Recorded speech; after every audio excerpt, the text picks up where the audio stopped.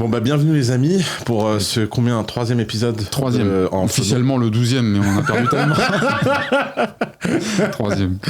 Ouais, parce que ce que vous savez pas, c'est qu'on a sorti un épisode avec un son complètement pourri, mais c'était le troisième épisode. Non, on en avait perdu. On en avait perdu au préalable. 2, c'est ça? 1 ou 2, oui, je me rappelle. 2. Ouais. La légende veut qu'il y ait des épisodes qui est disparu dans dans l'atmosphère de Dubaï. Donc, troisième officiel. Bon, aujourd'hui, il n'y aura pas de problème. Non. En tout cas, c'est pas sur nos épaules. Voilà. De toute façon, s'il y a un problème, on sait qui on va sacrifier sur l'hôtel. Troisième épisode, on a la chance d'être 3. Voilà, troisième épisode, on a la chance d'être 3. On a un invité aujourd'hui. Salut. Enchanté. Bonjour. Comment t'appelles-tu pour nos amis qui nous... Stéphane Carapel. Voilà, Stéphane Carapel. Que fais-tu de beau dans la vie, Stéphane? Donc moi, je suis en dernière année en kiné à l'université à Liège. Et je m'intéresse beaucoup et je fais des rêves lucides. Du coup, je pense que c'est pour ça que je suis là aujourd'hui. Voilà. Donc pour la petite histoire, on s'est rencontrés samedi dernier. Ok. Ou samedi de la semaine d'avant, en fait, ouais. Ouais, samedi dernier. Ouais, samedi dernier, ouais, je suis un peu perdu dans les dates. On a fait une conférence en Belgique organisée par Fabio Laval qui s'appelait Brand Mastery. Oh. D'ailleurs, je sais pas qu'est-ce que tu foutais là-bas. Mais moi, je connais du coup Major AGV, Anthony Gondevanport, et j'ai été invité à l'événement. D'accord. Donc je suis venu parce qu'il y avait mes amis qui... D'accord. Il y a de la lumière et à manger, tu t'es dit... Aussi, ouais. Des gens avec des blocages. Donc, aussi, par là. Okay.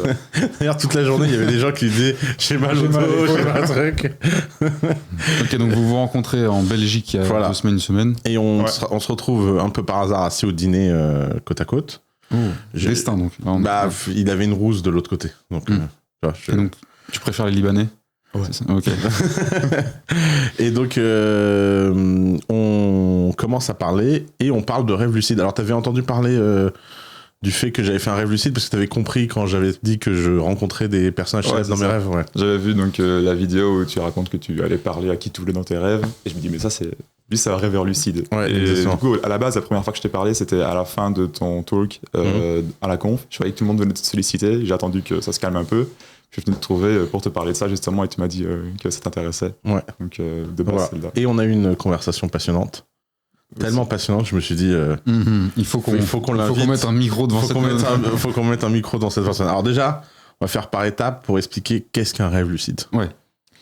Donc un rêve lucide, c'est un rêve dans lequel tu es conscient du fait que tu rêves. Et tout le monde pense qu'un rêve lucide, c'est un rêve où tu contrôles, mais tu peux être lucide sans contrôler. C'est pas obligé. Les deux sont possibles. Ouais. Ok. Maintenant, en général, quand t'es vraiment lucide... Quand t'es ceinture noire, tu le contrôles. C'est ça, tu peux contrôler. Parce que ceux qui disent qu'ils peuvent... qui font des rêves lucides, mais qui savent pas les contrôler... je sais pas trop. Je pense pas. Je pense qu'ils ont un certain niveau de lucidité. Juste pour apporter une précision, le contrôle, il est pendant le rêve, ou est-ce que c'est la capacité à déclencher le rêve lucide qu'un rêveur lucide a? C'est-à-dire, en gros, moi, je décide de faire un rêve lucide. Ou est-ce que c'est un peu malgré toi que tu te mets à rêver de manière lucide? En fait, il y a 2 moyens de devenir lucide. Soit moi, ce que j'appelle un rêveur lucide spontané. Donc, en fait, t'en as toujours fait. Parce que comme moi, je suis né comme ça, j'ai toujours fait des rêves lucides. Okay. Soit t'apprends à en faire. Parce que du coup, comme on disait, ça peut s'apprendre. Et de là, après, tu t'entraînes pour maîtriser un peu mieux ton environnement du rêve. Favoriser. Pour apprendre à faire plus de trucs. D'accord. Sachant qu'il y a aussi des méthodes un peu mécaniques pour entrer en rêve lucide. Moi, j'avais utilisé le masque rayon laser. Ouais, c'est ça. Ouais, carrément. Ouais, tu mets un masque et en fait, dans le masque, tu as un point rouge qui te vise à un endroit précis de l'œil. Et en fait, dans ton rêve, à un moment, tu vois le point rouge. Donc ça crée une et en voyant le point rouge, tu prends, genre bam. Ouais. Un peu à l'Inception où tu prends conscience qu'il y a un élément qui n'est pas réel. Okay. Exactement. Incroyable. C'est un Kickstarter. J'ai un peu l'impression d'être avec 2 mutants qui ont une capacité. Je suis le mec, c'est moi que je dors. Déjà, est-ce que tu fais des rêves, toi? Alors moi, je fais des rêves. Tu te souviens de tes rêves? Ouais. Pas lucide. Enfin, j'ai vraiment pas l'impression que ce soit lucide. Par contre, j'ai des souvenirs assez précis en général de mes rêves. Et je fais des rêves un peu extrêmes. Mais je pense que ça, c'est un peu tout le monde. J'ai des gens, des fois, ils me racontent leurs rêves. Ils sont allés acheter une Batavia, tu vois. Moi, mes rêves, faut tout de suite qu'il y ait des fusils d'assaut, des jeux de trucs, on saute d'un immeuble, ou tu vois. Et par contre, j'ai des souvenirs extrêmement précis. Je pourrais te dessiner vraiment le. Mais par contre, je rêve pas toutes les nuits. Enfin, je sais pas, je me souviens pas des rêves que je fais toutes les nuits. Ouais, c'est quoi le critère? Je crois que il faut se réveiller en sommeil pendant le rêve pour s'en souvenir, c'est ça? Pas tellement, ça dépend de pas mal de trucs. En vrai, c'est hyper complexe. Ouais. Qu'est-ce qui fait qu'on est un rêveur lucide Quelle drogue dure, Toutes les drogues, tout en même temps, obligé. Maintenant, ça, on ne sait pas encore exactement, mais on sait que ça peut s'apprendre, en tout cas. Et est-ce que tu vas te rappeler de tes rêves ou pas? Ça dépend de pas mal de trucs, ça dépend de la qualité de ton sommeil, ça va dépendre d'un truc dont on parlait. C'est pour ça que moi, personnellement, je suis contre un peu ces artifices qui vont te permettre de devenir lucide. Donc, le masque dont tu parlais, c'est un masque qui va en fait détecter les mouvements oculaires. Donc, en phase de sommeil paradoxal, qui s'appelle REM, tes yeux vont commencer à bouger rapidement. Et en fait, le masque, il détecte ça. Il voit quand tu passes dans cette phase-là. Du coup, il va envoyer une lumière et tu le vois. Mais le truc, c'est que du coup, la lucidité, elle va être induite par un artifice et pas par toi. Et en général, le truc, c'est de réussir à devenir lucide et avoir une meilleure conscience dans ton rêve sans ça. C'est un petit peu comme les gens qui vont complémenter leur organisme de manière très artificielle avec des choses et qui, du coup, disent à leur organisme arrête de produire ça. Je pense aux hommes qui bouffent de la testo, etc. Et du coup, le corps arrête d'en sécréter. C'est un peu ça, du coup, ce que je veux dire, c'est que du coup, la compétence ne viendra jamais de toi-même. Elle sera toujours généré par l'externe et donc du coup toi t'es pas trop parce qu'il y a une possibilité que ce soit généré par toi. C'est ça. Parce qu'en fait la lucidité dans ton rêve, être conscient dans ton rêve, dans ton sommeil, ça va être directement relié au fait que tu es conscient dans la vie éveillée. En fait il y a un vrai lien entre les deux. Si tu es inconscient dans la journée, c'était beaucoup en pilote automatique, beaucoup dans ta tête, ben en fait dans ton rêve tu seras en pilote automatique aussi.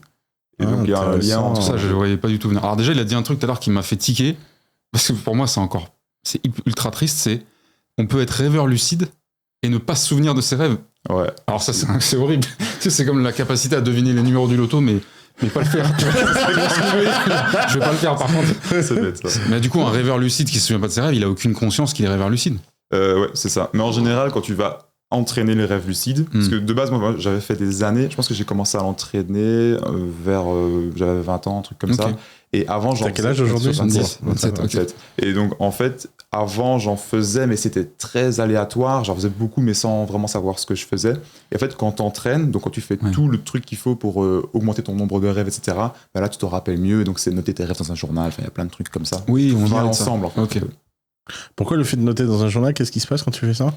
Alors, tu entraînes ta fonction cognitive de souvenir et ça fait une loupe positive? Ouais, c'est ça. En fait, tu mets ton attention sur le fait de te souvenir de tes rêves et inconsciemment, tu vas faire ok, en fait, s'il note ses rêves, c'est qu'il veut. Moi, j'ai rêve lucide, j'ai lu pas mal de trucs sur d'autres trucs parce qu'en fait, moi, j'ai pris conscience à un moment que j'étais en capacité de contrôle de mes rêves, pas vraiment en convoquant Einstein et Bill Gates. Ça a commencé plutôt par des gens, voilà. Des intermittents du spectacle. Des intermittents du spectacle, exactement. Et en fait, j'avais pris conscience que dans ces rêves-là, je pouvais tout contrôler. Wow. Que c'était vraiment très... Ça a commencé à quel âge? Je sais pas, j'avais 16-17 ans, ouais. Ok. Et je me disais... Alors, j'ai compris les rêves lucides, je devais avoir 23 ans, 24 ans. Ah ouais, donc t'as pas directement tilté que tu faisais un Non, moi, pour moi, tout le monde faisait ça, quoi. Ouais, bah pareil. Bon, la même chose. Pour moi, quand t'avais Pamela Anderson qui te parlait dans ton rêve, c'était parce que... on n'a pas eu la même enfance et adolescence. C'est un peu injuste. Et est-ce que... Alors, peut-être que c'est pas une info que tu as forcément, mais est-ce que quelqu'un peut être tout à fait normal jusqu'à, je sais pas, 28 ans, et malgré lui ou elle, d'un coup, shifter et devenir lucide? Il y a des choses de l'environnement qui peuvent changer ton truc. Ok. Ouais, c'est ça. Ça peut, donc, espoir pour les gens qui nous regardent, à tout moment, vous pouvez devenir rêveur lucide. C'est pas quelque chose un peu préprogrammé, outre l'entraînement dont tu parlais, la pratique? Non, du tout. Je pensais qu'il y avait des études, je me rappelle plus des chiffres, donc je vais pas inventer, mais je pense que c'est... Allez, invente, faire un million 1 million, c'est ça. Non, mais 25% des gens vont faire au moins un rêve lucide dans leur vie. Okay. Au moins un. En tout cas, vont avoir un impact et un souvenir de l'avoir fait. Ouais, et puis après, si tu en entends parler, il suffit que t'en entends parler, et puis peut-être le soir tu vas en faire un, ou tu regardes une vidéo, tu t'entraînes, puis pouf, ça arrive, donc vraiment, tout le monde peut en faire en fait. J'ai envie d'entrer dans le concret avec vous deux qui êtes injustement différents de moi. Est-ce que chacun à votre tour, vous pouvez en quelques instants nous expliquer le rêve lucide le plus barge dont vous vous souvenez? Tant que c'est open YouTube friendly. Alors de toute façon, moi le plus barge, condamnable. Moi le plus barge, c'est pas un rêve érotique. Non, mais je m'attendais pas forcément à ça. Mais en fait, c'est au début quand j'ai commencé à prendre conscience. Enfin, j'ai lu notamment avec ce Kickstarter là, avec la lumière rouge. Okay. En fait, moi j'ai entendu parler de ça parce qu'il y a eu un Kickstarter en fait, j'ai regardé tous les Kickstarter qui ont fait plus d'une certaine somme. Okay. Kickstarter pour. Donc c'est une plateforme de crowdfunding où tu lances des produits hardware. Et je tombe sur ce truc là, rêve lucide, tu mets un masque, ça t'envoie une. Je dis, mais attends, qu'est-ce que c'est truc ? Il y a beaucoup de gens qui payent pour ça. Et donc à ce moment-là, j'ai découvert ce truc. Et en fait, j'ai commencé à vouloir, avant de dormir, penser très très fort à ce que je voulais rêver. Moi, c'est comme ça que je rentre en rêve lucide. Je fais une sorte de méditation avant de dormir. C'est la technique MILD. Tu connais, t'as entendu ? Ah bah non, je sais pas, ouais, ok. Ouais. Et donc en fait, tu vois, pendant mon wind down, pendant que je me lave les dents, pendant que je prends ma douche, je vais commencer à essayer de vraiment penser à ce que je veux rêver. Puis je vais essayer de me coucher vraiment dans un état de conscience. Enfin, je vais être tout seul. Je vais essayer de faire un lit plus frais et confortable que d'habitude. Je vais mettre les coussins bien. Il y a un petit cérémonial de concentration. Ouais, il y a une sorte de, peut-être méditatif, quoi. Ok. Et là, je rentre dans le rêve et boum. et ce qui est fou, c'est qu'en fait, à un moment donné, je me suis rendu compte que je pouvais convoquer des boards, en fait. Oh là là. Et moi, les rêves les plus fous que j'ai fait, c'est des brainstorms, en fait. Ouais. C'est des brainstorms. Parce qu'en fait, tu parles avec par exemple dans mes rêves, tu vois, je convoque des gens célèbres, mais en fait c'est des caricatures, les gens célèbres que je convoque. Oui, c'est un peu des exercices, des archétypes en fait. Et j'ai bien l'impression de parler à des phases de mon inconscient en fait. Des projections de ton inconscient. Des projections de mon inconscient. Ouais. Et donc quand tu dis que tu penses très fort à ce que tu veux rêver, c'est un peu comme si tu briefais un événement qui allait se passer dans ta tête. Puis, là il va y avoir un tel, il va venir. Ouais, exactement. Ok, c'est pas t'es déjà en train d'essayer de. Non. Okay. Parce que souvent nous quand on va se coucher, s'endormir, on commence un peu à imaginer des situations. Enfin moi je me rappelle quand j'étais jeune, je faisais ça un petit peu surtout dans les sports que je pratiquais, etc. C'est j'essayais pas, c'était un peu mon inconscient qui se baladait. Inconscient non, mais en gros mon esprit qui se baladait, qui commençait à vivre le combat ou vivre le match, tu vois. Mais un peu comme ça.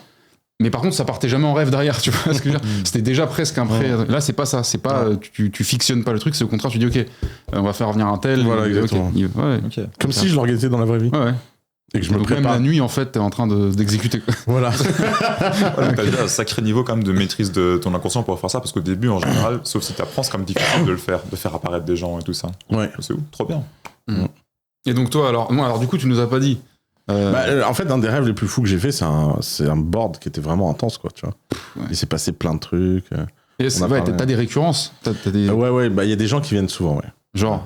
Il y en a un qui vient très souvent, mais qui me fait trop rire, c'est le César dans Astérix. Mais lequel ? Le Jules César dans Astérix Obélix. Oui, comment tu le. Je le vois comme le personnage de BD. Voilà, je vois très bien du Derzo Goscinny, le dessin de César. Okay, donc en fait, ton board, il peut être composé à tout moment de Kung Fu Panda, de César et de Kung Fu Panda, il vient souvent. Et de Arlette Laguiller en réel. Tu vois. Po, c'est un vrai maître. Oh là là, ok. Ça me dégoûte parce que moi, j'ai pas des nuits comme ça, tu vois. Moi, c'est juste chiant la nuit, tu vois, je dors. Par contre, alors je sais pas toi, mais moi, le problème que j'ai eu, et c'est pour ça que j'ai pas trop exploré plus que ça, etc., c'est qu'en fait, ces nuits-là, je me lève, je suis éclaté. Ouais, je suis épuisé. Genre, c'est comme si tu récupérais pas. Ouais. Ok. Pas de la. Alors que moi, j'ai mon pouvoir magique, c'est le sommeil. Mais ça, je confirme. Alors là, il n'y a pas de. Okay. Non, mais il faut voir. C'est-à-dire que là, par exemple, je peux m'allonger là par terre. Tu vois, là, avec vous tous. Nous, on peut démarrer un petit bœuf de métal, tu vois. Voilà. Et ça va bien se passer. Et je m'endors. Si je décide de dormir, mais en bam, comme ça. Okay. Et par exemple, dans le train, tu vois, je m'assois. Et tu dors. Et je fais. Bam. Il m'a fait un combo pour l'anecdote. Le jour où il m'a enlevé de France pour m'emmener à Dubaï. Il m'a fait un combo. On est parti à 4h du matin, je crois. On avait rendez-vous à Londres en partant de Normandie. Et tu m'as fait un combo. On a un mec qui est venu nous chercher en van. Je sais pas d'où il sortait le type, mais dans sa tête, il était dans banlieue 13, tu vois. Enfin, il conduisait à 250, il nous mettait du Zouk Love, et en regardant son Snapchat sur l'autoroute à 4h du mat. Moi, si tu veux, j'ai un peu un sens de la vigilance exacerbée, donc et à côté de moi, j'avais Ous, à l'instant, on est monté dans le van. Mais la musique était en mode boîte de nuit. Ouais.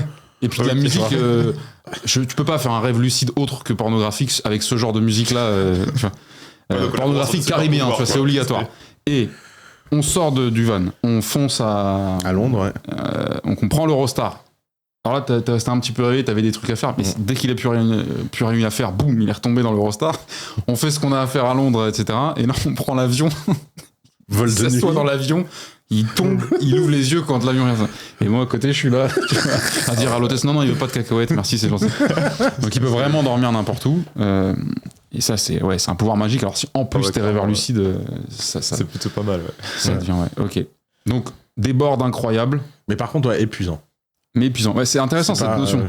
Ça veut dire que quand je veux vraiment me reposer, quand je suis vraiment fatigué et tout, je me mets dans un autre état méditatif. Ouais. Où je me dis, là, je vais dormir, En fait, je vois deux hypothèses de pourquoi est-ce que tu es fatigué. Ton sommeil, il est interrompu quand tu fais en général des rêves lucides. Ouais, j'arrive pas à... c'est pour ça. J'arrive pas à faire un cycle complet. Dans mes rêves lucides, il se passe toujours un truc où à un moment, j'arrive pas à rester dans le rêve et c'est comme si j'étais enlevé par un truc qui me réveillait. Ouais. Ok, ouais, donc en fait, c'est pour ça, parce que du coup, les deux moyens d'être fatigué après un rêve lucide, c'est soit parce que en fait, il était trop chargé émotionnellement. Tu sais, quand t'as une grosse journée où il se passe plein de trucs, à la fin, tu fais ah ouais, quand même. Parce que quand tu passes une nuit mais que dans ton rêve il se passe des trucs, parce qu'au final l'intégration dans ton cerveau, enfin tout ce qui se passe au niveau émotionnel, ça va être comme si tu le vivais en vrai, et du coup quand tu te lèves le matin tu fais ah ouais, c'est quand même dur, et donc ça peut fatiguer un petit peu à voir. Et sinon en fait c'est vu qu'une des techniques pour induire les rêves lucides c'est l'interruption de sommeil, en fait ce qui va se passer, c'est pas que tu vas faire des rêves lucides et que tu vas être fatigué le matin, c'est juste que vu que tu vas avoir un sommeil plusieurs fois interrompu, tu vas aussi faire des rêves lucides et c'est ça qui va te fatiguer. Mais si t'arrivais à faire un rêve lucide d'une traite sans te réveiller et tout ça, en fait mais il faut s'entraîner donc. Ouais, c'est ça, il faut s'entraîner. Mais du coup tu pourrais être totalement en forme le matin et faire des rêves lucides. C'est-à-dire que tu pourrais avoir une deuxième vie, quoi. Ouais, à fond. Non, mais il y a ça, hein. Il y a vraiment cette notion de... Si t'arrives à développer une pseudo-réalité virtuelle... Ouais. Donc déjà c'est une piste quand même intéressante. Alors moi juste la petite particularité que j'ai, c'est que j'ai un sommeil horrible. Oui, ah ouais. Mais vraiment il est en hypervigilance. Ouais, tu vois, genre là par exemple le moindre bruit ça te... Ouais, mais même enfin ça va très loin. Ça va trop loin. Ça va trop loin, mais pour des raisons on a dû insonoriser une chambre. Ouais. Quand je suis arrivé à la maison à Dubaï, qui est une petite bicoque de 1200 mètres carrés avec 92 chambres, tu vois, lui il a pété les plombs parce que ça va tellement loin que j'ai demandé à aménager un coin sommeil dans ce qu'on appelle un majlis dans les pays du Moyen-Orient, ce qui est en fait une dépendance. C'est une maison dans laquelle pour les invités. Voilà. Que les invités rentrent pas dans ta maison. Mais c'est même pas une maison, enfin c'est une espèce de petite dépendance. Et moi c'était le paradis pour moi parce que aucune perturbation externe. Ouais. Et lui il était dépité, il dit mais je t'ai pas fait venir là pour que tu dormes dans le coin. Il disait à tout le monde ouais je dors dans le Magis, dans le bureau. Les gens, ça faisait rire les gens, ils disaient ouais, peux pas lui donner une chambre, il y a 12 chambres dans la maison. Bon, après j'ai fini par rentrer dans la maison, mais c'est pour te dire ça va loin, ça vient de pas mal de choses différentes. Mais tu dors avec ça du coup. Ça t'arrives à dormir. J'arrive à dormir très mal, mais depuis très longtemps. Okay. Et par exemple, tu vois, aujourd'hui, je savais que je venais tôt sur Paris, je voulais m'entraîner avant, donc je savais que je devais me lever extrêmement tôt. Je me suis réveillé 92 fois dans la nuit en me disant ah non, c'est bon, c'est pas l'heure. Tu vois, donc j'ai un sommeil qui est horrible. Et donc malheureusement, je viens d'apprendre que devenir ou pratiquer le sport du rêve lucide, ça va pas me rapprocher, vu ce que tu viens de dire et des potentiels risques de fatigue post-rêve lucide, ça va pas me rapprocher d'un état de sommeil plus qualitatif. Si, ça peut. En fait, ça peut carrément. J'ai pas mal de potes qui faisaient beaucoup d'insomnie et qui ont vraiment amélioré leur relation avec le sommeil grâce à ça. Parce que du coup, tu vois en fait le sommeil comme un jeu, non plus comme une contrainte ou un truc où tu vas aller en mode ah ouais, en fait, je vais mal dormir. Non, tu te dis ok, je vais aller dormir pour faire ma deuxième vie justement. Ouais, carrément. C'est les Sims 4 quoi. Ouais, c'est la. T'allumes la console. Ok. Ouais, donc t'as une meilleure relation avec le sommeil et du coup, ça peut. Enfin. Ouais, pour les insomniaques, je pense qu'il y a un vrai côté. Moi, c'est pas tant un problème d'insomnie, c'est que pour moi le sommeil, c'est un état de vulnérabilité très élevé. Ok. Je l'ai malheureusement éprouvé moi-même dans ma vie, donc le fait d'être celui qui va être le plus éveillé et le plus opérationnel rapidement, c'est la capacité à protéger le foyer dans lequel tu vis. Le militaire, pardon. Voilà. Mais du coup, malheureusement, quand la réalité confirme ce que t'as comme défaut et travers, tu surconfirmes toi dans ton comportement le truc. Et donc, si tu fais ça dans la pièce à côté de moi alors que je suis en train de dormir, je sais que tu l'as fait. Mais c'est pas grave, tu vois, mais je suis réveillé. Littéralement, t'as compris qu'il parlait de faire ça. Ça. Tu vois. Même juste qu'il est dans la pièce là-bas, tu vois, vraiment. Il se réveille. Tu peux faire de l'hypnose pour te sensibiliser. Ah ouais, j'ai testé. Le seul truc, alors c'est pas forcément la meilleure voie. Quand même avec un casque de chantier. Non, avec un casque, parce que moi je suis tireur, je dors avec un casque de tir. Donc c'est un casque qui supprime, non seulement qui va isoler, parce que c'est physiquement, mais c'est un casque actif, donc c'est un casque qui supprime artificiellement des dB des décibels en plus, et des boules caisses dans le casque. Tu vois. Et même là, ça marche pas. Tu vois ce que je veux dire. Donc le seul truc qui, une seule fois dans ma vie, C'est je vais souvent aux États-Unis dans un état qui s'appelle le Nevada. Et dans le Nevada, ils ont une petite particularité, c'est qu'ils ont complètement dépénalisé et même encouragé le business du cannabis. Je sais pas si tu vois. Alors moi, je fume pas, etc. C'est pas trop ma cam, mais ils font aussi plein de trucs dérivés, ce qu'ils appellent des edibles, c'est des choses comestibles avec des molécules actives du cannabis. Je suis sûr que monsieur connaît. Et il y a apparemment, dans le cannabis, il y a beaucoup plus de molécules qu'on croit. Et il y a une molécule qui s'appelle le CBN, qui est particulièrement propice à favoriser le sommeil. Okay. Et un de mes potes qui lui est de là-bas, qui est un ancien soldat, qui est pareil, qui est complètement bousillé au niveau du sommeil, etc., il m'en a filé un. Alors c'est pas du tout un truc genre drogue du recours, hein, c'est juste tu chill. Et j'ai dormi 10 heures d'affilée, mais comme un bébé. Mais pourquoi t'en prends pas ? Parce que c'est pas légal en Europe et parce que ça coûte le prix d'une Rolls. Non, c'est pas si cher que ça, mais parce que c'est pareil, il y a une dépendance qui va se créer, ça reste quand même psychoactif. On peut trouver les réseaux. Non, mais ma femme, elle était complètement choquée parce que ça a des conséquences. Hein. C'est pas juste j'ai bien dormi, c'est derrière. Toi, t'es beaucoup plus reposé. Le sommeil, on sait que c'est l'élément le plus lié à ton espérance de vie, tu vois. Enfin, donc voilà. Donc pour couper court, peut-être que le rêve lucide est une autre voie, pas forcément pour moi, mais pour des gens qui ont des l'insomnie, tu disais, ça peut être une espèce de ludification, je sais pas comment on dit, du sommeil. Donc revenons-en à toi là. Tu nous as parlé un petit peu méthodiquement, mais toi, tes rêves lucides, qu'est-ce que tu fais ? Quel coquin es-tu quand tu attaques ta deuxième vie Disons que au début, quand tu commences, évidemment, les rêves érotiques, ça c'est sûr, on va pas se mentir quand tu commences, mais après, c'est les brainstorming avec plein de gens et l'exploration. Moi, je fais beaucoup de rêves d'aventure. Alors, quand tu peux contrôler, tu peux aller où tu veux, faire ce que tu veux. Ah ouais, c'est fou, ça. Okay. Ah, j'ai jamais pensé à ça. Ah non Et ça marche vraiment. C'est vrai que moi, on est tout le temps. Mes rêves lucides, on est tout le temps assis en train de bouffer. En fait, les podcasts que tu peux pas faire la journée, tu les fais la nuit. Okay. Mais alors, attends, est-ce que ça veut dire que tu explores, donc tu découvres des choses que tu ne connais pas ? Alors, ça dépend. Parce que du coup, imaginons. Quand tu es dans un rêve même qui te plaît pas ou un scénario qui est random, tu peux du coup aller où tu veux, prendre le contrôle, décider de changer, tu peux voler, te téléporter pour aller dans un endroit où tu veux, mais une autre planète, un truc d'un film, dans un dessin animé, enfin ce que tu veux. Donc là, t'explores et t'es dedans exactement comme là maintenant, comme on parle, avec la conscience que t'as, comme on parle ici, celle de ta vraie vie. Et du coup, t'explores, tu fais absolument ce que tu veux. Et tu peux manger aussi, tu peux faire vraiment. Tu peux manger aussi sans prendre de calories. Ça, par contre. Parce que le goût, c'est ouf. Hein. Enfin, toutes les sensations sont là. Donc, il y en a qui disent que dans les rêves lucides, t'as pas tes 5 sens, mais tu les as. Et comme ici. Et en vrai, c'est incroyable. Donc, explorer beaucoup. J'avais essayé le sport aussi à un moment. Parce qu'il y a des études qui ont montré que si tu fais du sport dans un rêve lucide, tu vas générer des hormones. Ah, même pas que ça. En fait, si tu veux, l'intégration du mouvement au niveau de ton cerveau, c'est le même que si tu faisais le mouvement dans la vraie vie. Attends, donc, vas-y, je te... Non, mais ça, c'est une étude. Non, mais ça, c'est une étude. Il y en a plusieurs en plus. Ouais, mais moi, elle m'a choqué, celle de Yale sur les deux équipes de basket. Donc, 2 équipes de basket, NBA. Bon, pas top 20, mais NBA truc. Ils prennent une équipe et ils leur font faire des 3 points, là, je sais pas comment ça s'appelle.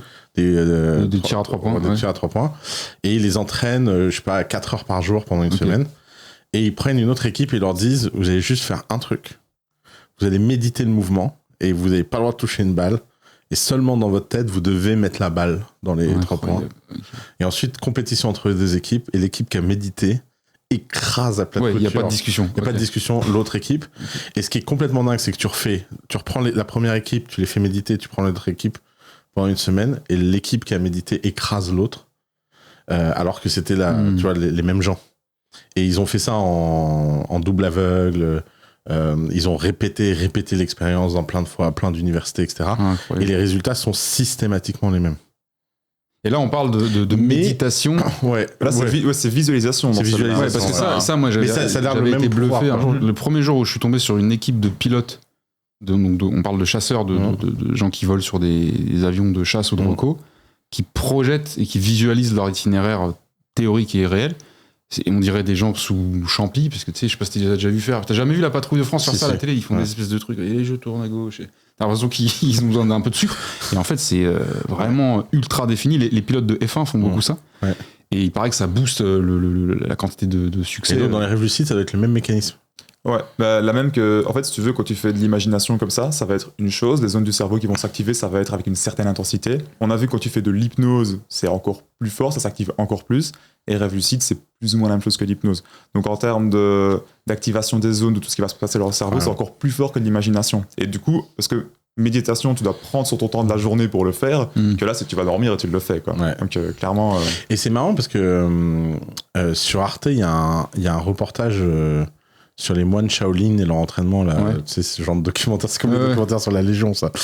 Et, c'est classique. C'est des classiques. Arte font d'excellents documentaires. Ouais. Et donc, je me souviens de ce documentaire où t'as le moine qui dit que le plus important dans le kung-fu, c'est pendant que tu dors. Parce que pendant que tu dors, c'est là où tu intègres les vrais mouvements contre-intuitifs. Oh, incroyable, ok. Et j'ai eu en Better Call Saul un golfeur top pro, là. Ouais. Je sais pas comment on en est arrivé à parler de ça, parce que forcément, c'est il y a la semaine dernière, parce que juste après t'avoir rencontré. Ok.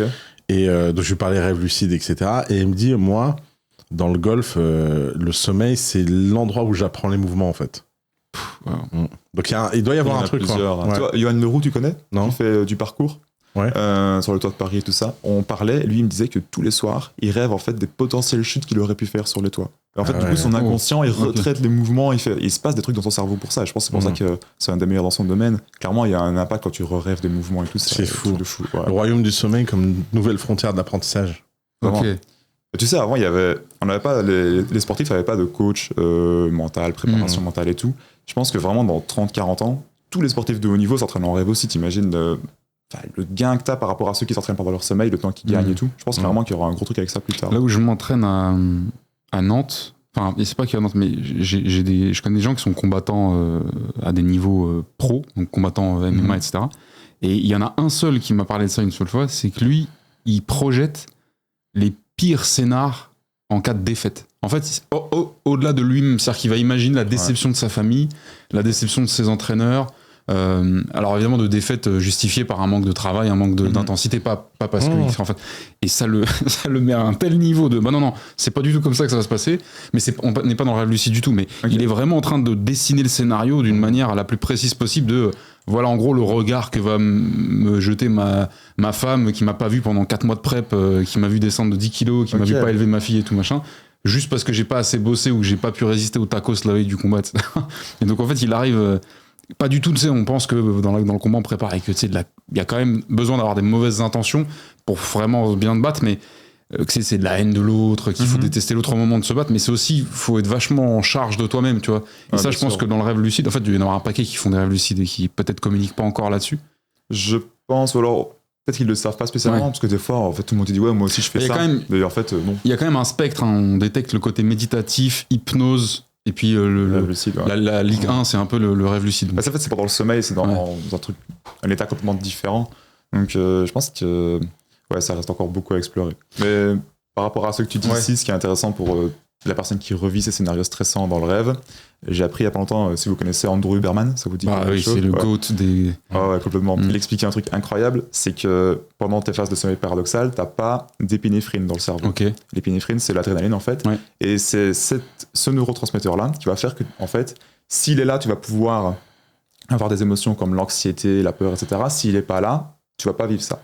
Et pendant tes phases de sommeil paradoxal, t'as pas ce neurotransmetteur. Donc en fait, pendant tes rêves, ça te permet de revivre des scénarios stressants sans le stress, pour que tu intègres les trucs sans avoir peur, etc. Donc pour ce que tu dis avec la personne que tu connais, elle rêve de ces trucs-là sans le stress qui va avec, et ça lui permet du coup de... Incroyable. Andrew Huberman, qu'on recommande, donc, qui est dans les neurosciences à Stanford, si je dis pas de bêtises, qui est chercheur, professeur, qui est, je pense, l'humain que j'ai découvert qui a diffusé le plus de valeur gratuite sur Internet. C'est des heures, incroyable. Des dizaines d'heures gratuites. Et c'est des centaines et des centaines d'heures. C'est podcast et avec un sérieux et une passion qui est... Enfin, en fait, si tout le monde était tous les gens du niveau d'Andrew Huberman étaient... Il y en a pas mal, hein. Il y a des Lex Fridman, des mecs comme ça qui partagent en permanence, etc. Bah, tu sais, c'est un peu la différence, sans être méchant, entre les podcasteurs, le top 1% des podcasteurs américains et le top 1% des podcasteurs français. Je vois pas ce que tu veux dire. C'est que... Nous, c'est des types sur le gros hacking. Ouais. Non, mais je me mets dans cette catégorie, donc en plus, j'en parle. Mais tu vois, petite parenthèse sur Huberman, donc Andrew Huberman, qui a un podcast, émission, en tout cas média, qui s'appelle le Human Lab. Huberman Lab podcast. Ouais. C'est lui qui m'a fait le plus gros choc, enfin la plus grosse découverte technique sur la marche. Je savais que la marche, parce que pour l'anecdote, toi tu le sais peut-être pas déjà, mais les gens qui suivent le podcast savent que, ou c'est moi, quand on est à Dubaï, on marche des heures durant. Et en fait, la marche que moi j'avais déjà adoptée il y a longtemps, j'avais pas compris à quel point c'était incroyable, et c'est vraiment lui qui l'a déconstruit de manière ultra intelligible. Et j'ai dit, mais c'est un truc de barge. Alors qu'avant, c'était très théorique. T'entends un mec sur TikTok, tu répètes bêtement les trucs. Lui, il va te faire, ok, c'est tac, tac, tac. Et donc, j'irai regarder l'épisode là sur celui dont tu parles. Ouais. Est-ce qu'il y a quelque chose que vous avez déjà essayé une ou plusieurs fois de faire et de générer, de contrôler dans un rêve moi, lucide sans y arriver? Ouais, il y a un truc, j'y arrive pas du tout et j'étais étonné, tu l'as dit, c'est voler. Voler, ok. À cause de quoi tu penses? J'en sais rien, à chaque fois j'ai peur et j'y arrive pas, quoi. Ouais, parce qu'en fait, si tu veux, quand tu deviens conscient, tu sais que tu peux pas voler.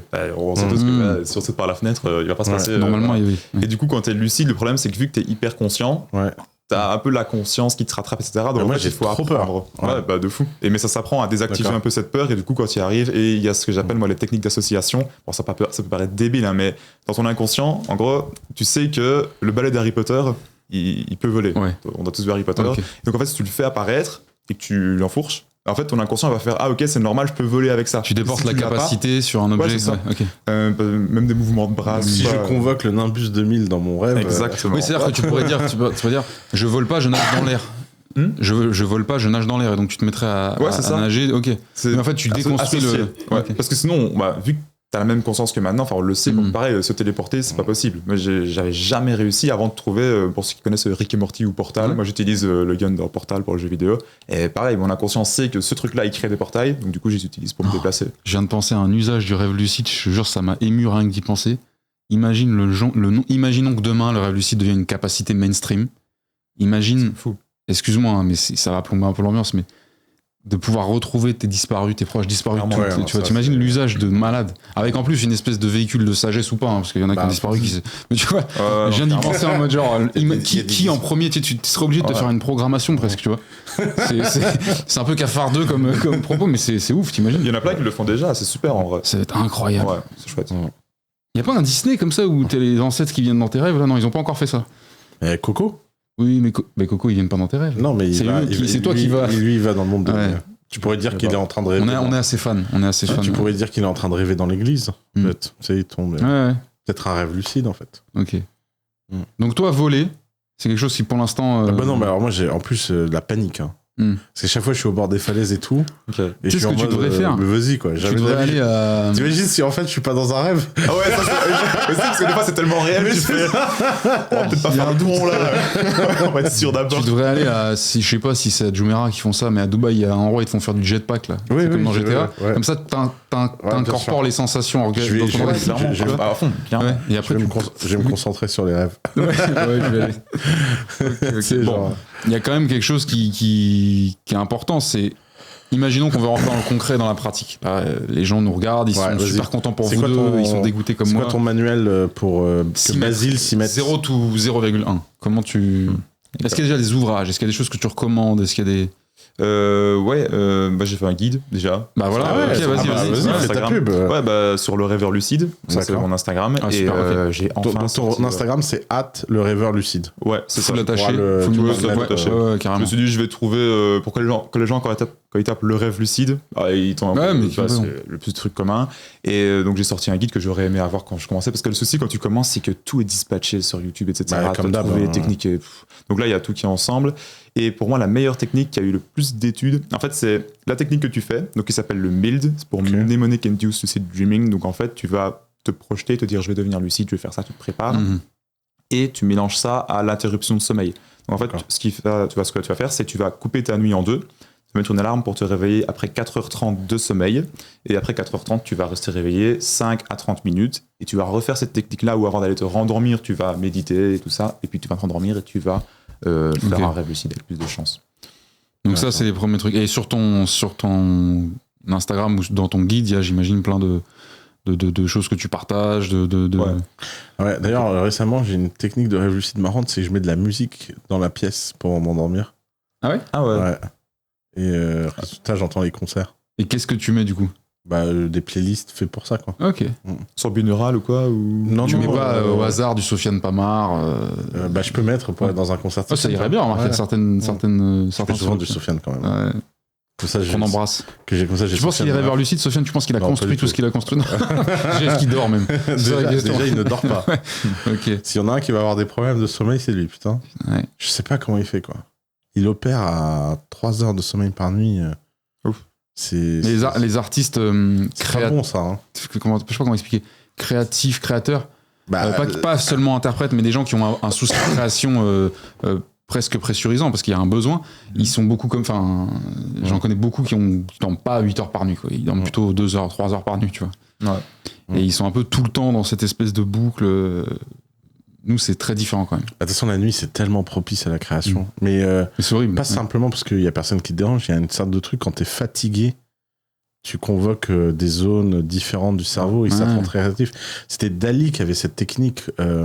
En fait, Dali s'endormait, faisait des siestes avec un porte-clés dans la main. C'est ça, ouais. Et quand il tombait, il se réveillait, il était dans cette phase la plus créative. C'est avant l'entrée dans le sommeil paradoxal, c'est ça? En fait, ce qu'il y a, c'est que tu abaisses ton niveau de conscience pour te rapprocher du sommeil. Et en fait, quand tu abaisses ton niveau de conscience, comme tu dis, tu as tes fréquences d'ondes cérébrales qui changent. Et du coup, tu as une créativité qui est ouf. Il y a pas mal de gens qui utilisent ça. Mais c'est pareil dans la douche, en fait. Dans la douche, ce qui va se passer, c'est que tu vas rentrer dans ce niveau un peu de conscience différent, mais tu es méditatif. Et c'est pour ça que tu as plein d'idées dans la douche. Dans la marche, mais attends, parce que moi, c'est mon endroit préféré pour méditer, la douche. Ouais, c'est normal. Ah ouais. C'est pas une histoire de désactivation du lobe préfrontal, un truc comme ça, là, qui fait que tu passes plus dans un état t'es plus dans la réflexion ou dans la conscience de l'instant présent, t'es un peu... Il y a plein de trucs, il y a ça. Et déjà, le fait que t'es pas interrompu, donc tu pars dans ta tête, et en fait, il y a personne qui pas stimulé par autre chose. C'est ça. Ouais. Et surtout, une des techniques pour vraiment abaisser son niveau de conscience comme ça, c'est une sorte de stimulation, tu sursatures au niveau sensoriel. Et dans la douche, en fait, t'as l'eau qui coule sur toi et ça te sursature au niveau. Ouais, t'es en permanence touché par quelque chose. Okay. Et en fait, ça a un effet où ça abaisse ton niveau de conscience et tu sais beaucoup plus facilement partir dans ta tête. Putain, mais c'est trop drôle parce que quand j'étais petit, je regardais les Chevaliers du Zodiaque. Ouais. Et il y a un des personnages dans les Chevaliers du Zodiaque qui médite toujours sous les chutes d'eau. Le dragon. Ouais, d'accord. Le vert, le chevalier vert là. Ouais. Et quand j'étais petit, en vacances, quand on allait dans la montagne, il y avait des chutes d'eau comme ça, et j'adorais me mettre sur les chutes d'eau pendant des heures pour essayer d'avoir des pouvoirs. Bon, ça marchait pas. Écoute, t'as essayé. Mais en fait, je comprends que ça a créé d'autres choses en fait. Parce que moi, la douche, c'est c'est the truc pour moi. Pareil. Ouais. Normal, c'est trop bien. C'est bizarre parce que moi, je suis plus sensible à la marche. Ouais. Oui, ça et alors c'est pas bien, mais quand je conduis longtemps aussi. Parce que là, tu peux pas dire que t'es pas stimulé par l'environnement, parce que t'es censé quand même faire un petit peu gaffe où tu vas. Mais tu sais, la route bien chiante, longue, droite, moi ça me met dans un état médiatique. Moi j'ai un truc, c'est que j'ai un petit dictaphone dans la voiture. Tu vois. Et des fois quand je sens que ça va partir, tu sais, le dictaphone c'était justement, je sais pas si c'était Olivier Roland ou je sais plus qui, mais c'était des premiers youtubeurs un peu qui avaient montré ça. C'est un dictaphone, t'accroches là. Et qui fait le job, quoi. T'as besoin de parler, tu dis que ça t'évite d'être au téléphone, mais ok. Donc, première étape, déjà, aller voir le rêveur lucide sur Instagram et commencer à un petit peu s'exposer à ce que toi tu racontes, commencer à voir un petit peu les premières techniques. Ouais. Ensuite, qu'est-ce que tu peux dire à quelqu'un, par exemple, qui est quasiment sûr d'être déjà un rêveur lucide spontané, enfin, tu vois, de manière involontaire?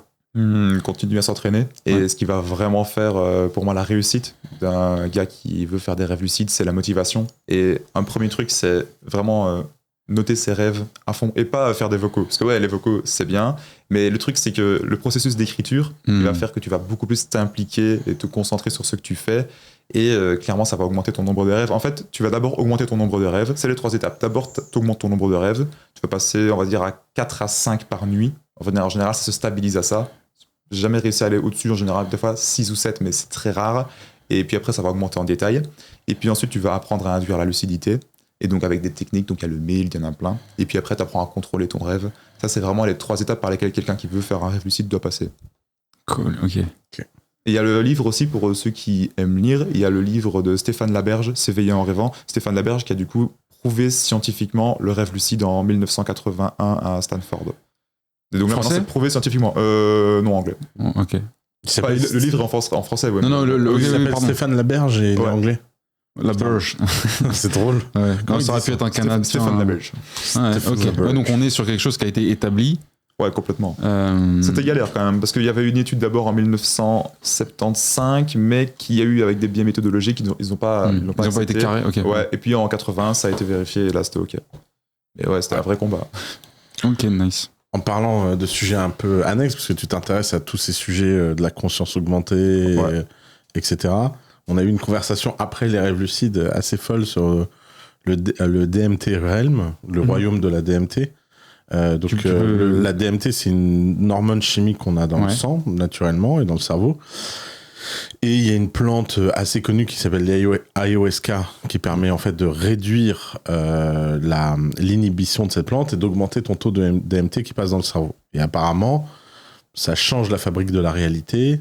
Et tous les gens qui témoignent de ça semblent témoigner de rentrer dans un univers un peu parallèle. Problème de l'ayahuasca, c'est que bon, d'abord c'est des chamans. Oui, c'est ça, faut partir au fin fond du Pérou. Comme on disait, ça. Il y a encore dans des réseaux. Moi, en plus, on avait eu une longue discussion là, tu te rappelles, sur la plage. Okay. Donc ça m'intéresse pas du tout. Bien sûr. Mais par contre, j'ai commencé à être complètement fasciné par une expérience qui a lieu actuellement au Royal College de London, où ils ont réussi à synthétiser la DMT et ils arrivent à la mettre en intraveineuse. Et donc les tripes ne durent pas 5-10 minutes comme avec l'ayahuasca ou je sais pas combien de temps.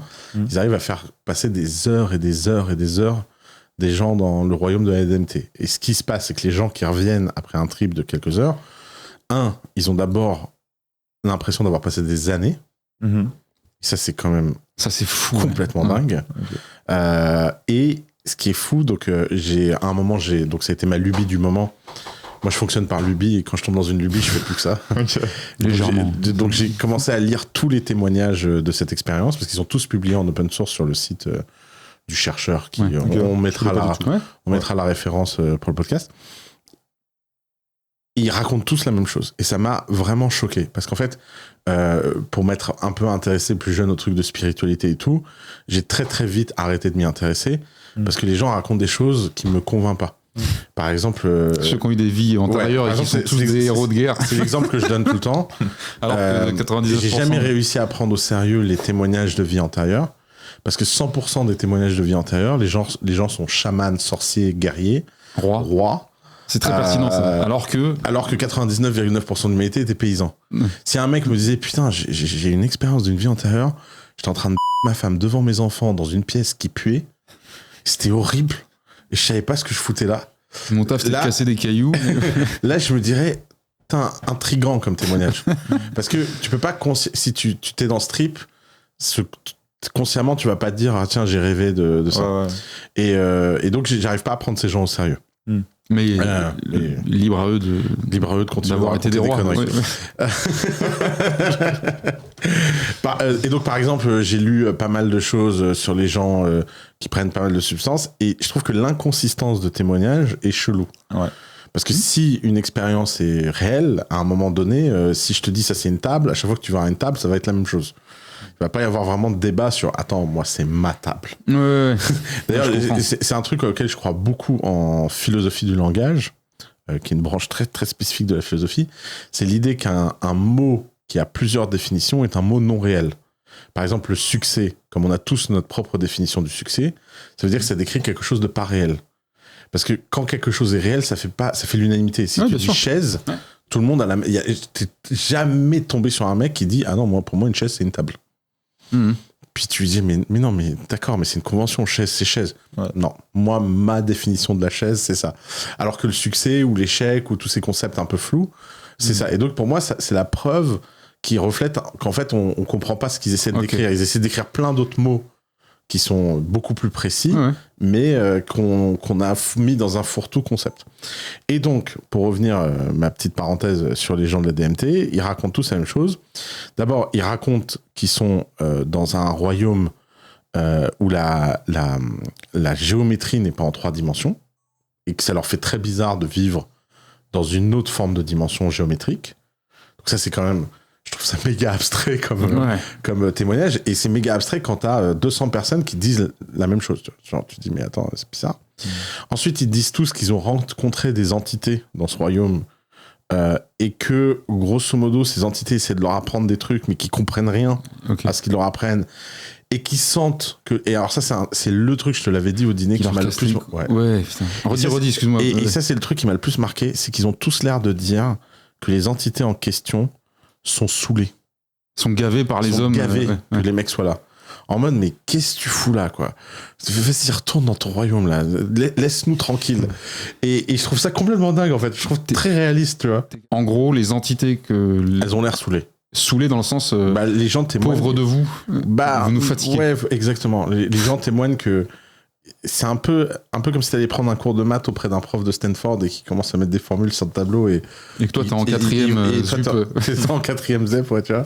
Et il se dit, oh putain, vas-y, pourquoi je lui parle à celui-là, quoi. Mais quand même avec une tentative, genre apparemment, il pose des questions. Avec un peu de chance, on va tomber sur un peu vif. Il y a un témoignage qui m'a vachement marqué de tout ce que j'ai lu. C'est un mec qui dit il est sur une sorte de pont. En fait, il a une bonne image pour expliquer, c'est imaginez une corde et qu'une fourmi est sur la corde. La fourmi, elle n'est pas en 3 dimensions sur la corde. Elle est en 6 dimensions. Elle peut être la tête à l'envers et toujours voir le reste de la pièce. C'est-à-dire que la pièce est en 3 dimensions, il y a 3 dimensions sur la corde. Et donc, il explique qu'il marche comme ça et qu'en fait, je sais pas, comme s'il était une fourmi sur une corde, tu vois, il passe de l'autre côté. Okay. Et il voit un mec assis sur le pont, mais qui donc, de son point de vue, dehors était à l'envers, mais quand il arrive à côté de lui, il a la tête à l'endroit.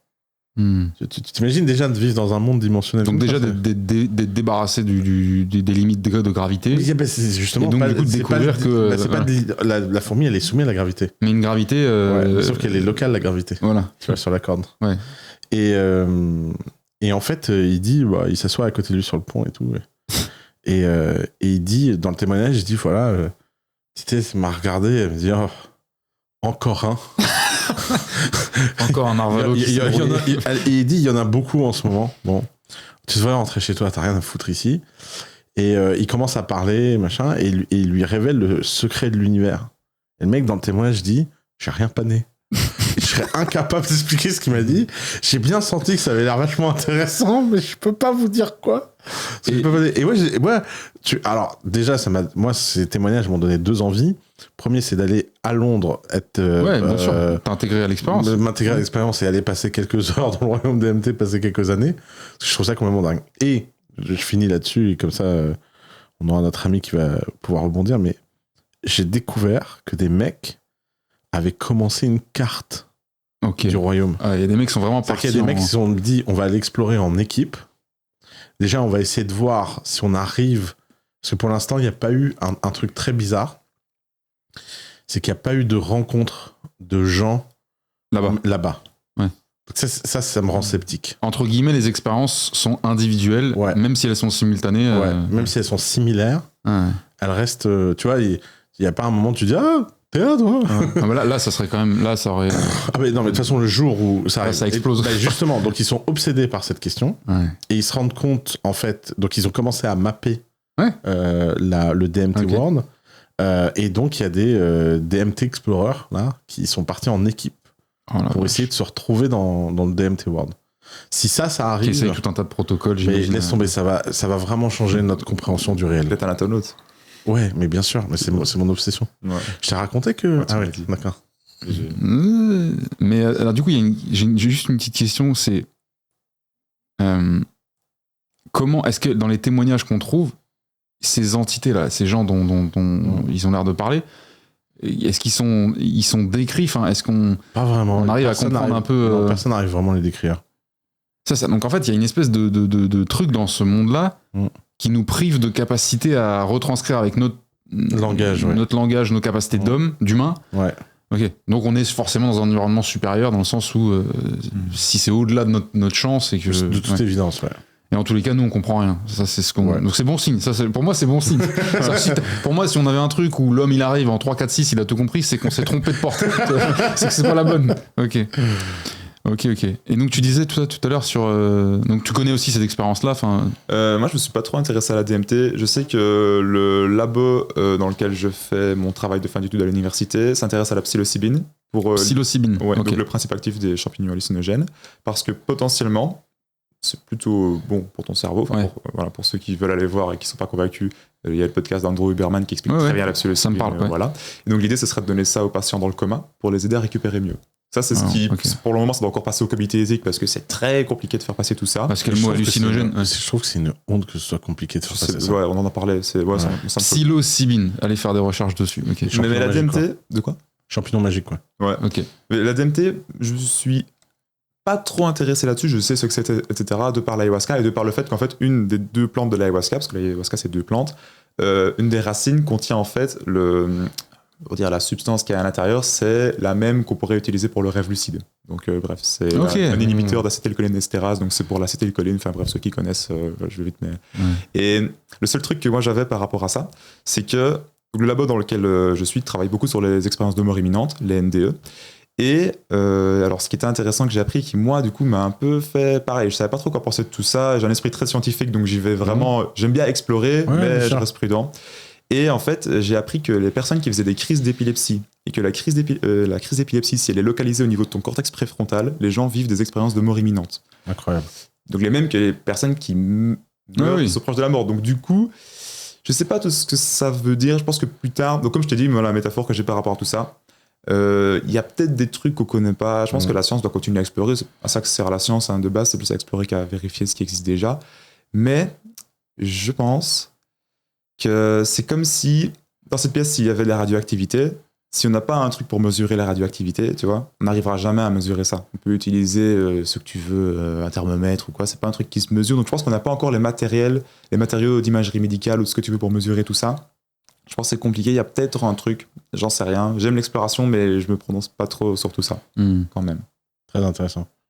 Okay. Donc toi, tu veux dire qu'en fait, tous ces gens qui ont des expériences de DMT, ce serait comme les morts imminentes, ce serait juste une projection de leur cerveau qui est tout le temps la même, parce qu'on a montré que les projections de mort imminente, on voyait un tunnel, etc. Ça dépend des cultures, du coup. Ah bon? Ouais, c'est une impression. Okay, j'avais lu que c'était un phénomène cognitif aussi, qui faisait que l'ensemble des choses que tu pouvais voir était quand même limité. C'est ça. Donc si ça se trouve, la DMT, c'est un peu la même chose. C'est qu'en fait, ils voient toutes les mêmes entités, le même phénomène, parce qu'en fait, ils sont préprogrammés à voir la même chose. C'est ça que tu veux dire. Ouais. Est-ce qu'il y a une notion de rareté dans l'ayahuasca ou la DMT? Est-ce que c'est quelque chose qui est très dur d'accès ou pas du tout? Il y en a pas trop. Chaman, autant que tu veux. Le seul truc, celui que vous citiez, j'arrive pas à dire son nom. Andrew Huberman. Huberman. Il raconte dans son podcast sur la DMT, parce que c'est lui qui m'a fait découvrir la première fois que j'ai entendu parler de la DMT, c'est chez lui. Et il dit que la chose qui l'a le plus perturbé, lui, sur cette histoire, c'est que les 2 plantes en question prises séparément n'ont aucun effet. Que pour avoir un effet, il faut qu'elles soient ensemble. Et que dans l'Amazonie, il y a des millions de plantes et qu'il imagine mal les mecs avoir pris toutes les plantes une par une dans un tableau. Méthodologiquement. Pour avoir mis les deux ensemble, et que c'est ce qui l'a le plus perturbé. Sur le fait que... Il y a toujours des réflexions comme ça, Andrew Huberman, qui sont extrêmement pertinentes. Je crois qu'il y a quelqu'un d'autre qui parle assez bien de l'ayahuasca. Je suis pas sûr qu'il aborde le sujet de l'expérience. C'est Joe Rogan qui... lui, il est ayahuasqué. Hein. Ouais, mais lui, il aime bien recevoir des gens qui sont allés très loin dans le sujet. Ouais, mais laisse tomber, il reçoit des gens. Le problème avec lui... Ouais, il reçoit tout le monde. Il reçoit tout le monde, et des fois, il met au même niveau... En fait... Moi, j'adore Joe Rogan. Franchement, c'est un mec... Non, franchement, c'est dur de pas aimer Joe Rogan. Ouais, je trouve que c'est un mec, je pourrais être pote avec lui. Ouais, je pense aussi. Je pense qu'on se marrerait bien. Mais par contre, il a quand même ce truc où il est tellement relativiste que des fois, c'est fatigant. Quoi. Non, je comprends ce que tu veux dire. Là, il a fait venir un mec dans un épisode qui parle du gouvernement américain et des ovnis. Ok. Et mec, il débite des trucs, mais tellement gros, tu vois. S'il y avait le moindre début d'un truc vrai dans ce que le mec dit, d'abord, il serait pas vivant. Ouais. Parce que déjà, il serait là. Je veux dire, la capacité de désengage des gouvernements sur les sujets vraiment critiques, elle est quand même réelle. Donc, il y a un moment... Et le mec, il te raconte tout ça, mais tu sais, genre... Et Joe Rogan est là... Ouais, fascinating. Tu vois, il a un truc. Moi, je trouve c'est un des rares. Alors, je vois pourquoi le côté dérive est too much, mais c'est le gars qui te crée un vrai espace safe quand tu viens chez lui. Par contre, tu sais que derrière, c'est le podcast le plus regardé dans le monde. Donc, si tu dis de la merde, tu vas te faire dézinguer. Mais lui, jamais il va créer un impact directionnel où il va influencer l'invité, alors que lui, il est charismatique, enfin, il a quand même une carrière, une vie et des choses à son actif qui sont grosses.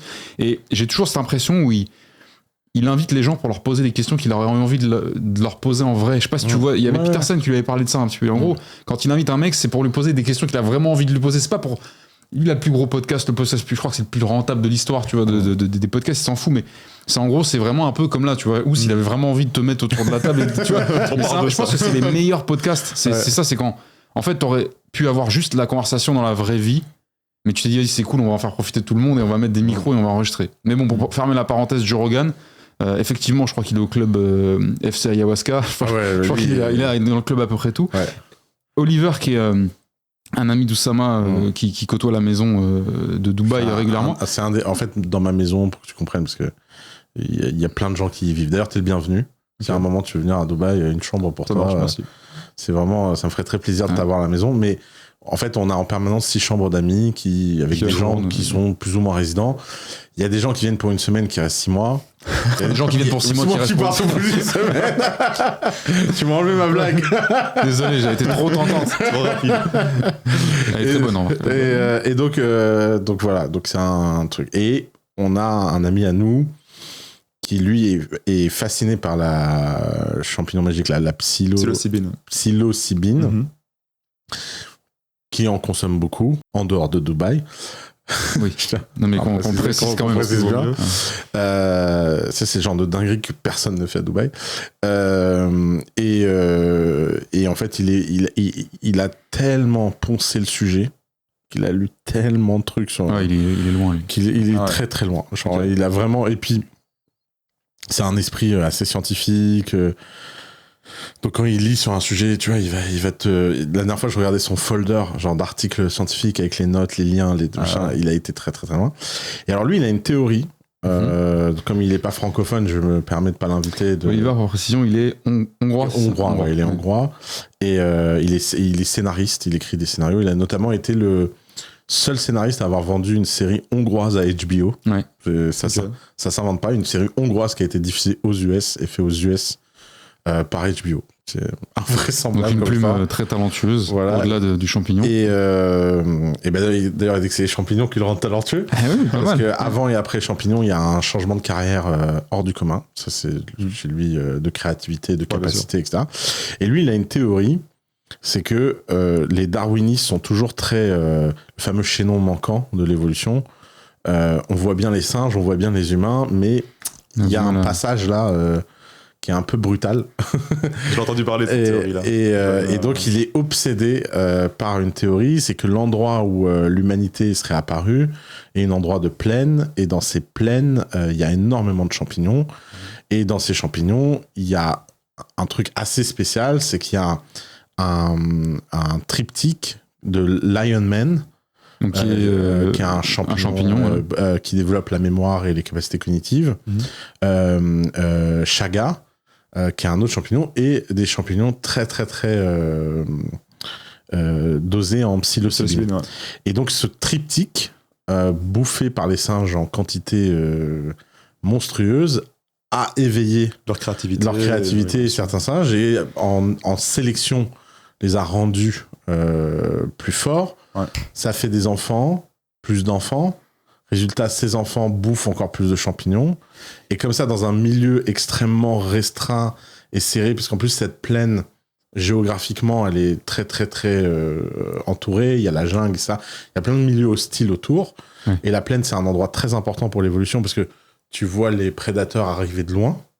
Donc tu peux protéger la tribu, le village, enfin avant que la tribu, avant le village, mais non mais bien sûr, c'est un endroit qui te donne des chances de survie que les autres endroits te donnent pas. Exactement. Et donc il y a eu cette apparition, pour lui c'est ça le chaînon manquant. Et il est assez convaincant sur la théorie. En tout cas, c'est hyper intéressant. Joe Rogan est fasciné par cette théorie. D'ailleurs, Oliver est fasciné par Joe Rogan, qui est fasciné par cette théorie. Peut-être un jour on verra Oliver chez Joe Rogan. Je suis sûr, un grand plaisir. Oliver chez Joe Rogan, et donc voilà. Mais il y a des mecs qui vont très très loin. Après, t'as des types. Il y a quand même un type là sur Joe Rogan qui l'a raconté qu'il avait vécu. Il a pris un acide et il a vécu 3 ans dans le monde des sirènes. Écoute, moi la phrase elle me choque pas. Le mec, s'il y a acide au début de la phrase, tu mets ce que tu veux derrière. Hein. Tu me dis. Ça rend le reste cohérent en fait. Pendant 3 ans, je mangeais des nuages. Je dis oui, il faut faire tout ce que tu veux. Moi, j'ai jamais été, pour être très très transparent avec vous, j'ai jamais été dans les produits durs. Quand je dis dur, c'est pas pour se faire mal, mais on va avoir une altération quand même assez vénère d'activité cérébrale. Ça. Par contre, ce qui est marrant, c'est que j'ai des potes qui sont allés très très loin, des vrais amis que j'avais quand j'étais en pensionnat, Et ils m'ont toujours, à plusieurs reprises, j'ai été le gars safe à qui on a demandé d'être là. Tu vois, ils allaient dans un appart et ils me disaient aujourd'hui on va tester les champis. Je parle de ça, on avait 17 piges, tu vois. Ouais. On va tester les champis, mais on fait venir un ou deux potes à nous qu'on sait être safe, on sait être un peu, tu vois, pas secouriste, mais en gros, s'il y a un mec qui s'ouvre la tête dans un meuble, c'est pas un drama, tu vois. Et donc j'ai assisté à des soirées où des potes à moi étaient en montée, mais très très haute, sur des champis un peu alus, etc. Et jamais j'ai vu des mecs badés, hein, mais jamais je n'ai vu d'hostilité. Jamais, et vraiment l'expérience, je l'ai réitérée avec des mecs un peu, tu vois, un peu casse-couilles dans la vraie vie, tu vois ce que je veux dire. Alors j'ai vu des trucs incroyables, des mecs parlaient à leurs mains, des mecs pensaient qu'ils étaient en train de peindre un tableau, enfin, des trucs vraiment super marrants. J'ai vu des gars badés, par contre, ça c'était moins drôle. Mais par contre, le truc qui m'a marqué, c'est que je me suis dit, putain, s'il y en a deux qui se branchent, t'as pas envie d'endormir un pote à toi en soirée, mais si t'as pas le choix, il faut bien intervenir, tu vois. Et jamais j'ai vu d'hostilité dans ces expériences-là, alors que sur les autres drogues dures et soirées et autres trucs, même des drogues un peu fun, soi-disant. L'alcool, hein. Tu sais que l'alcool, c'est fait pour, entre guillemets, mais tu sais que ça dérape assez facilement dès qu'il y a un esprit un peu hostile, etc. Bon, c'était la seule parenthèse que je voulais faire. Manger des champignons, faites des enfants et aller dans les plaines. Il faut retenir la notion de plaine. Mais en tout cas, c'était super cool de parler rêve lucide, d'avoir un peu dérivé sur les champignons. À quel point on peut marier les deux quand on est ceinture marron, ceinture noire de rêve lucide? Étant donné que les... Est-ce que c'est légal déjà, pardon, petite parenthèse, en France, non. Ok. Non, il y a juste un vide juridique, je pense, avec les trucs dangereux. Mais comment marier les deux? Ce qui se passe, c'est que la psilocybine, donc ça stimule tes récepteurs A2 à la sérotonine, et donc tout ce qui est en rapport avec la sérotonine ne va pas du tout aider, donc il y a un neurotransmetteur, pardon, mais ne va pas du tout aider à faire des rêves lucides. La lucidité, c'est plus lié à l'acétylcholine, le contrôle dans ton rêve, c'est la dopamine, la sérotonine, c'est plus pour le... Ah, c'est la dopamine qui contrôle dans les rêves. Pour le contrôler, pour la vividité. Dopamine très élevée, tu contrôles tes rêves facilement? Plus facilement, ouais. Ils sont plus intenses en émotion, etc. Moi, je suis Mister Dopamine. Ouais. Lui, il éternue, il y a de la dopamine qui part. Genre, au labo, ils refont les tests 2 fois en disant bon, c'est pas possible. Ah ouais, T'as fait quoi du coup? Alors moi, j'ai fait beaucoup de tests parce qu'en fait, je suis suivi par une médecin qui regarde beaucoup de choses et donc trimestriellement depuis 3 ans, j'ai beaucoup de capteurs. J'ai à peu près tout ce qui est mesurable jusqu'à la taille des télomères. Je mesure moi tous les 3 mois. Ok. Donc, apprenez-moi juste ce que c'est des télomères. Les télomères, c'est le bout de tes chromosomes. Et, ça fait ça comme taille, un télomère? Non. Moi, j'ai des télomères comme ça. Et plus tes télomères sont grands et plus ton âge biologique réel est faible. Et par exemple, le fameux mec là qui fait Blueprint Protocol, Brian Johnson, c'est le seul mec au monde connu qui a reverse la taille de ses télomères. Parce que donc, dans la médecine anti-âge, l'idée c'est de réduire la vitesse à laquelle tes télomères se réduisent. Lui, il les a fait pousser. Et lui, il les a fait repousser. Okay. Brian Johnson, donc pour les gens qui regardent, qui est un individu extrêmement fortuné, qui depuis ça fait 7 ans a pour but dans la vie de vaincre la mort et de rajeunir, et qui atteint des résultats assez incroyables. Donc il est loin encore de vaincre la mort, mais il travaille avec son fils, je crois. Enfin, il y a tout un... Okay. On a vu aussi que la méditation, quand tu médites, tu réactives une enzyme qui s'appelle la télomérase, et en fait méditer te permet de réduire la vitesse à laquelle tes télomères vont se réduire. Donc méditer maintenant c'est attesté. Avant on pensait que c'était un truc un peu les gens méditent. Non, méditer c'est... Il y a un gros sujet sur la méditation, parce que dans le monde occidental un peu trop sédentaire moderne, j'ai l'impression que pour nous méditer c'est se foutre en tailleur et tu sais avoir une élévation spirituelle. Moi tu vois, je médite pas mais je marche énormément. Mais la marche, c'est une forme de méditation. Il y a un mec, alors c'est pas forcément un gars qui est suivi par tout le monde, mais qui s'appelle Papacito, je sais pas si tu connais, mais qui disait ça sert à rien de méditer quand on est en Europe. En Europe, la méditation c'est la marche, tu vois. C'est con, mais moi quand je suis en état de marche vraiment forêt, je te parle pas d'aller marcher au Super U, il y a vraiment des moments où je suis pas sûr que ça active la télomérase, c'est ça que tu disais, mais il y a un côté presque végétatif de la méditation, tu vois, où tu te laisses porter par le truc. À voir à quel point tu abaisse ton niveau de conscience, tu le modifies, etc. Mais je pense qu'il y a un moyen en marchant de vraiment partir loin et de faire tout ça. Même le sport, de manière générale, le shadowboxing par exemple, tu connais du coup, bien sûr.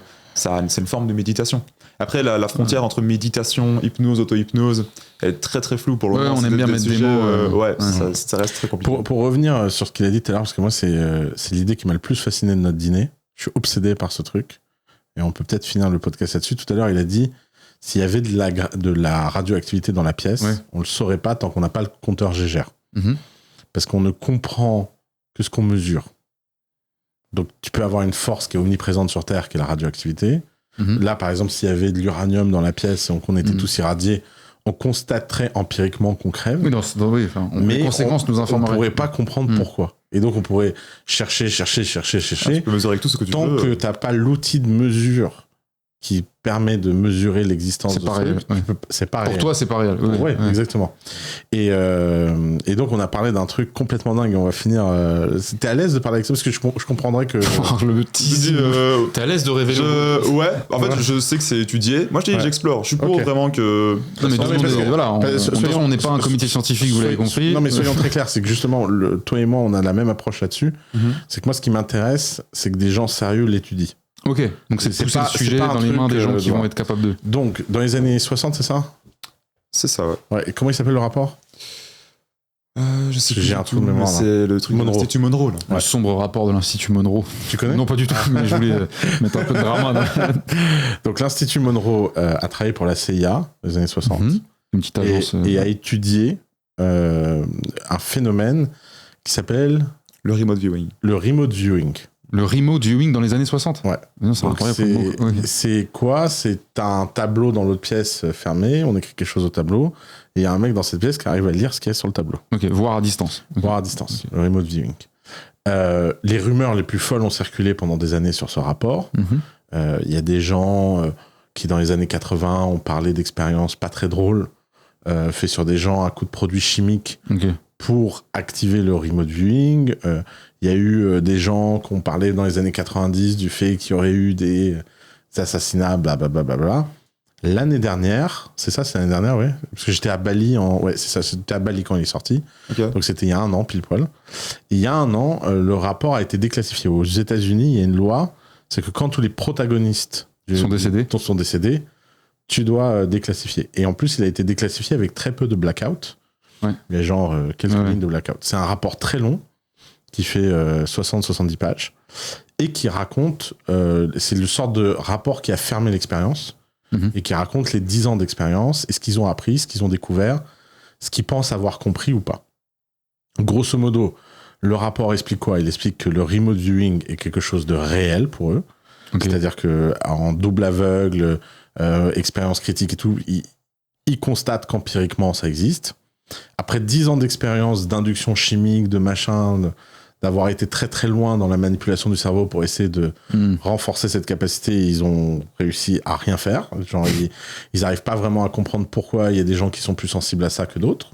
Genre, il semble y avoir des gens qui ont des prédispositions. Ils ont été très loin, parce qu'on était en pleine guerre froide, ils ont été jusqu'à organiser des expériences dans les écoles pour détecter des gosses qui avaient ces capacités-là. Et pour essayer de les enlever, pour, tu vois, les élever en remote viewing. Ils n'ont pas trouvé de critères. Ils n'ont pas réussi à... Ils ont testé sur plein de choses, etc. Ils ne semblaient pas réussir à prédire le truc. Et ils expliquent le rapport à une sorte de très grande théorie sur la fabrique de la réalité et ce qui se passerait. Et leur théorie, un peu bizarrement racontée, c'est...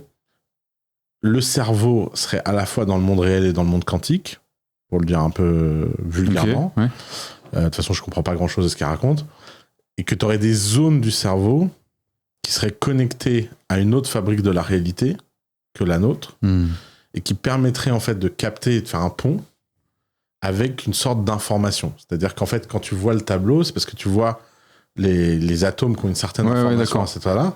Et donc, certaines personnes auraient une gate un peu plus ouvert dans le cerveau. Non sensoriel, qui permettrait d'accéder à ça et donc d'avoir l'impression de voir. Et que si cette gate est entraînée, c'est comme un muscle, tu peux aller à un truc. Et je trouve que c'est fascinant. Alors, ce qui est très gênant, c'est que ça a été des recherches militaires. C'est souvent le cas, d'ailleurs, sur les sujets sur ces sujets-là, malheureusement. Et le problème qui dit recherche militaire dit toute découverte est critique, en fait. Il y a des chercheurs, notamment dans des instituts assez sérieux, là, qui ont commencé à faire des expériences là-dessus. On en a parlé. Et Là, il y a un immense champ d'exploration du remote viewing. Et je trouve ça complètement dingue, en fait. Que scientifiquement, ce soit devenu un sujet. Bah écoute, ce qui est intéressant, c'est déjà d'en avoir parlé. Et donc, l'intention, c'est que plus ça ira dans des mains sérieuses. Civiles, ouais.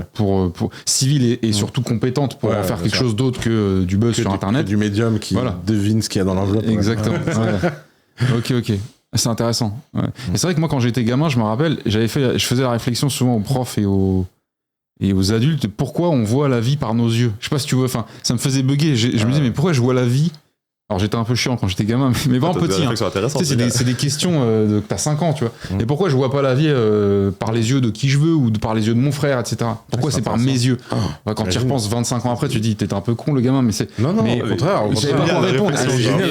Je la reposais volontairement pour faire chier les gens, mais elle était sincère au départ, ma question. C'était, tu vois, ça me faisait chier de voir la vie que par mes yeux. Et je vois très bien la notion un peu de air information, c'est-à-dire l'info elle est pas que sensorielle, elle est aussi substantielle autrement, et tu pourrais te plugger dessus. On voit bien qu'autour de nous des gens ont des intuitions en commun, tu vois. Il y a plus d'informations qu'on pense en fait. Ok. Écoutez, c'était assez intéressant. J'avais une dernière question pour toi. Dis-moi. Pour revenir très rapidement sur le rêve lucide, c'est, je pense aux gens qui sont malheureusement de plus en plus nombreux à notre époque, qui sont dans des états plus ou moins sévères de dépression. C'est pas forcément trop deep, mais où ça peut aller très loin. Est-ce que ça peut être éventuellement pour des gens qui ont essayé beaucoup de choses, et malheureusement des fois des choses qui les dégradent plus qu'elles les upgrade, est-ce que ça peut être quelque chose d'intéressant à essayer? Peut-être pour essayer de retrouver un peu je saurais pas te dire, tu vois, mais quelqu'un qui passe des journées horribles ou sinistres, est-ce que si la nuit il y a un petit peu de réconfort, un petit tête-à-tête avec... Ça peut. Ouais. Déjà, les médicaments contre la dépression vont favoriser les rêves et les rêves lucides pour des raisons neurochimiques qui sont trop bien expliquées. Intéressant. Ouais. Ça, selon... En fait, oui. C'est pour ça qu'il y a pas mal de gens qui prennent ces médicaments-là qui font des rêves lucides après. Ah ouais, donc peut-être qu'en fait, c'est déjà... Déjà, et en fait, oui. Parce que moi, je pense que le truc le plus intéressant que les rêves lucides m'ont appris, c'est qu'en fait, tout contrôler, c'est chiant. Et vraiment, au début, tu t'amuses à tout contrôler, et puis en fait, il n'y a plus aucun intérêt. Et t'aimes bien, en fait, ta vie éveillée. Je trouve que faire des rêves lucides, ça te fait encore plus apprécier ta vie éveillée, parce que tu te rends compte que ce qui est bien avec la vie éveillée, c'est que tu contrôles pas tout et tout, ça te fait relativiser, ça te donne une très bonne philosophie. C'est hyper intéressant. C'est passé d'être un acteur actif à un acteur réactif. Mais tu sais, c'est comme, il y a un jeu que tout le monde connaît qui s'appelle Les Sims, et l'itinéraire classique sur les Sims, c'est que tu contrôles 100% au début jusqu'à la couleur du pot de fleurs et tout, et 100% des joueurs qui restent sur ce jeu, à la fin, finissent par essayer de laisser full liberté, tu vois, aux individus d'un jeu, et voir à quel point ça part en couille, parce que ça part toujours en couille. En tout cas, c'était super de t'avoir, c'était vraiment très très intéressant. Et comme j'aime bien le faire chier avec ça, je vais laisser le mot de la fin à Oussama. Ouais. Le mot, c'est psilocybine. Hashtag psilocybine. Ayahuasca. Ouais, ceci n'est pas du tout un appel à la consommation de psilocybine. En tout cas, merci les gars, et on se retrouvera très vite. À bientôt. Salut.